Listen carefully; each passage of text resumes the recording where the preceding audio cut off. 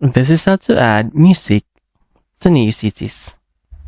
From your dashboard, choose an HTML file you want to add the music. Okay, we will use this post.html and we'll just click edit. Then we will choose a spot to place our music.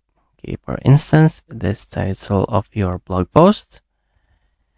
So under this paragraph, we'll add an audio. Then you can use this audio tag.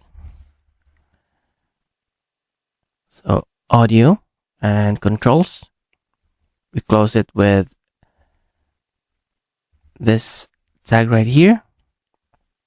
And for your source, we will use an existing MP3. Okay, I'll just quickly place the source here. And now for type, this will be an audio MPEG and just click save. Then go to your website. Let's view our site.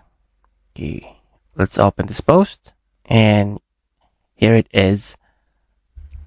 And if you want to loop this music,